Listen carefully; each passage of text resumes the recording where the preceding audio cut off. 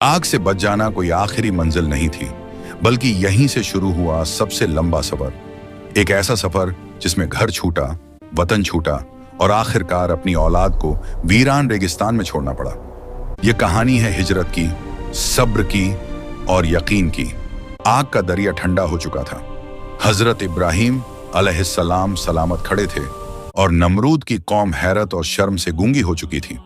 लेकिन जिस दिल में हसद बस जाए, वहां ईमान की जगह नहीं होती।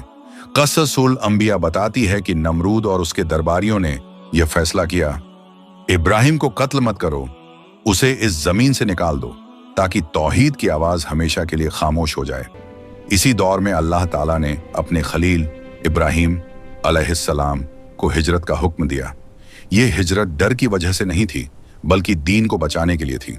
इब्राहिम अलैहिस्सलाम ने कहा, मैं अपने रब की तरफ हिजरत करता हूं, वही मुझे सही राह दिखाएगा। बाबिल, जहां उन्होंने बचपन बिताया था, जहां उनके वालिद रहते थे, जहां उन्होंने पहली बार सच बोला था, आज वही शहर पीछे छूट रहा था। न कोई फौज, न कोई दौलत, न कोई सहारा। साथ थी उनकी पाक दामन बीवी हजरत सारह अलैहिस्सलाम और उनके भतीजे हजरत लूत अलैहिस्सलाम। बस ईमान साथ था। दिन में तपती हुई रेत, रात में ठंडी और खामोश हवाएं। रास्ता अनजान था, मंजिल दिखाई नहीं देती थी, लेकिन इब्राहिम का दिल मुतमिन था। वह कहते, जिसका अल्लाह साथ हो उसे रास्तों की जरूरत नहीं होती। लंबे सफर के बाद वे पहुंचे शाम, सीरिया फिलिस्तीन की उस जमीन पर जिसे कुरान ने बरकत वाली सरजमीन कहा है। यहीं से तौहीद का पैगाम दुनिया में फैलने वाला था। यहीं हजरत लूत अलैहिस्सलाम को अलग कौम की तरफ भेजा गया। इसके बाद हालात के चलते इब्राहिम अलैहिस्सलाम मिस्र पहुंचे।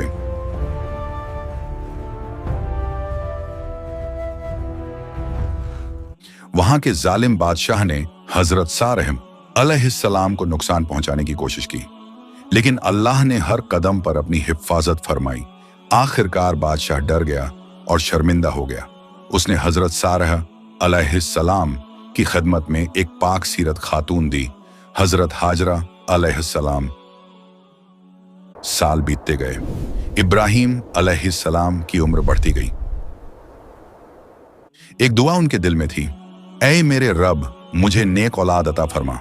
अल्लाह ने दुआ कबूल की। हजरत हाजरा से हजरत इस्माइल अलैहिस्सलाम पैदा हुए। यह सिर्फ एक बेटे की पैदाइश नहीं थी, यह आगे आने वाली एक पूरी उम्मत की शुरुआत थी। फिर एक दिन अल्लाह की तरफ से सबसे कठिन हुक्म आया।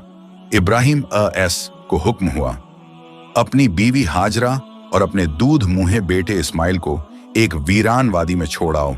वह जगह थी, मक्का ना पानी, ना आबादी, ना हरियाली, ना कोई इंसान।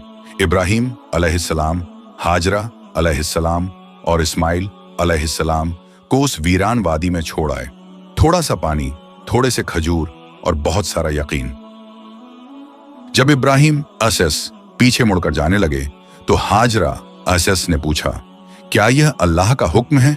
इब्राहिम ने कहा, हाँ। हाजरा ने कहा, फिर अल्लाह हमें जया नहीं करेगा। इब्राहिम बिना पीछे देखे चले गए। आंखों में आंसू थे, लेकिन दिल अल्लाह पर भरोसे से भरा था। यहीं पर यह कहानी रुकती है। एक माँ, एक मासूम बच्चा और एक वीरान रेगिस्तान। ना पानी, ना मदद, ना इंसान, लेकिन अल्लाह का वादा बाकी था।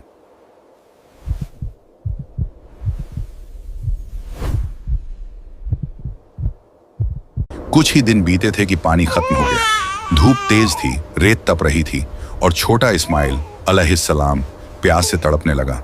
माँ का दिल फटने लगा। हाजरा अलैहिस्सलाम अपने बच्चे को जमीन पर लिटाकर चारों तरफ देखने लगी, लेकिन जहां तक नजर जाती वहां सिर्फ वीरानी थी। माँ होती है। हाजरा अपने बेटे को छोड़कर एक टीले की तरफ दौड़ी। यह था सफा। वहां चढ़कर चारों तरफ देखा, कोई नहीं। फिर दौड़ी दूसरे टीले की तरफ, मरवा। फिर देखा, फिर मायूसी, लेकिन मायूसी के साथ रुकना नहीं। हाजरा सफा और मरवा के बीच दौड़ती रही। एक बार, दो बार, 3 बार, आखिरकार 7 चक्कर। यह दौड़ पानी की नहीं थी, यह सब्र और यकीन की दौड़ थी। हर चक्कर के बाद हाजरा अपने बेटे की तरफ देखती। इस्माइल आयस एड़ियां रगड़ रहे थे। उनकी मासूम हरकत जमीन पर पड़ रही थी और यहीं से कस्सा पलटने वाला था।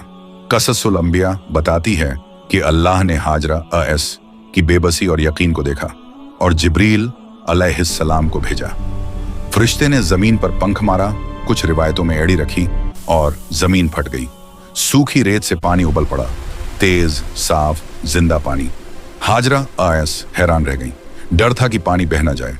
वह कहने लगी, झम झम, रुक जाओ, और पानी रुक गया। यहीं से इस चश्मे का नाम पड़ा, झमझम। हाजरा आयशा ने पहले अपने बेटे को पानी पिलाया, फिर खुद पिया। प्यास बुझी, जान लौटी और दिल को सुकून मिला। यह पानी सिर्फ जिस्म को जिंदा नहीं करता, यह ईमान को ताजा करता है। कुछ ही समय में आसमान से परिंदे झमझम के ऊपर चक्कर लगाने लगे। यह निशानी थी कि यहाँ पानी है। यमन से आने वाला कबीला जुरहुम परिंदों को देखकर रुका। उन्होंने देखा पानी, ऐन और एक औरत अपने बच्चे के साथ। उन्होंने हाजरा ऐसन से कहा, क्या हम यहाँ रह सकते हैं? हाजरा ऐस ने जवाब दिया, रह सकते हो, लेकिन पानी का मालिक हम रहेंगे। यही से मक्का आबाद होना शुरू हुआ। यही जमजम बाद में काबा के पास बहा। हाजियों की प्यास बुझी, नबियों ने पिया, उम्मतों ने दुआ के साथ पिया और आज भी हजारों साल बाद जमजम सूखता नहीं, क्योंकि यह अल्लाह की रहमत है।